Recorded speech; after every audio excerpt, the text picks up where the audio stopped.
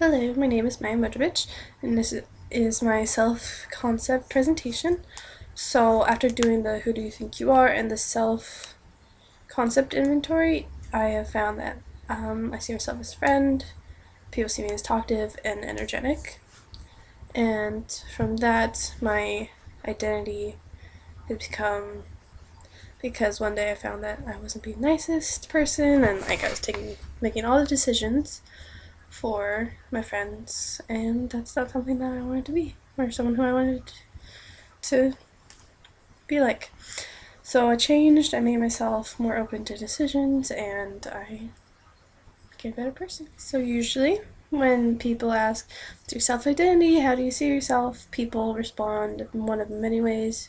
Religion is usually one of them in there. Sibling, friend, outgoing, the list can go on and on.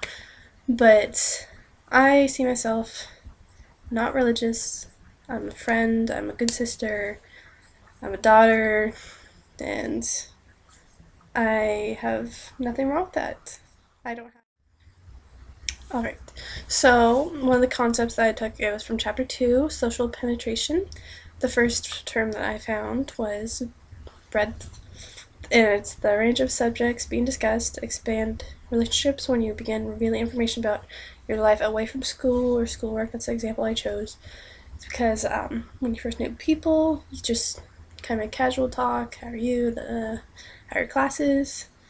And you're kind of within the school aspect of everything. Some more concepts that I took were a few for chapter 3. Expectations affect the way that we perceive and behave around others. You can see us all around.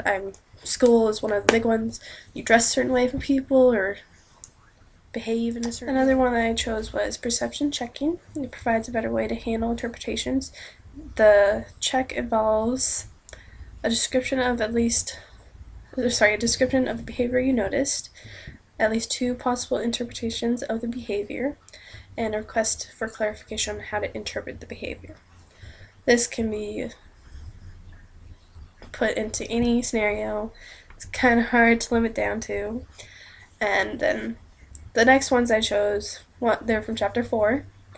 And the difference between the two are their intensity and their duration. The first one is facilitative emotions contribute to effective emotioning. Like a certain amount of an anger can be constructive and provides the stimulus that needs to improve in the unsatisfied conditions.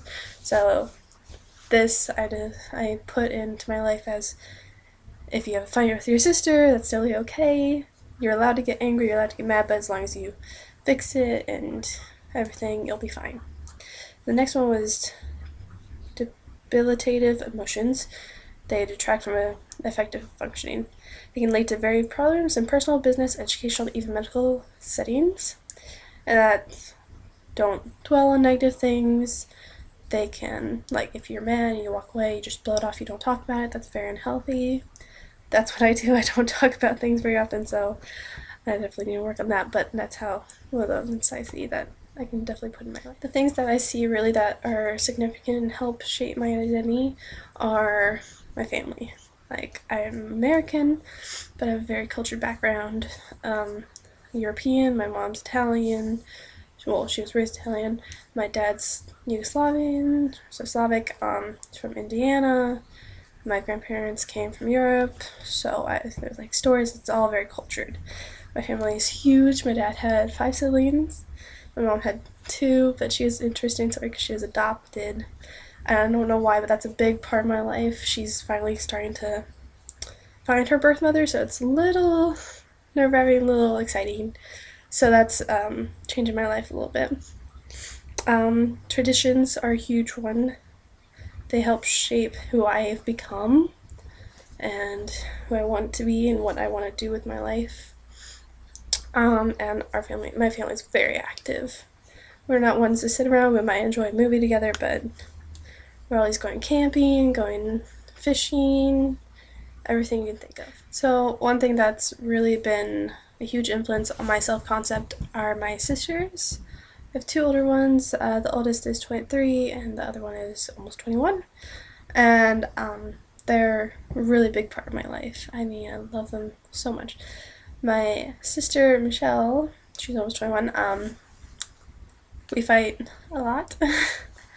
But I always know it's may not be like the argument might not make sense, but afterwards she's like, I just do it because I love you. I'm trying to push you, trying to make you a better person.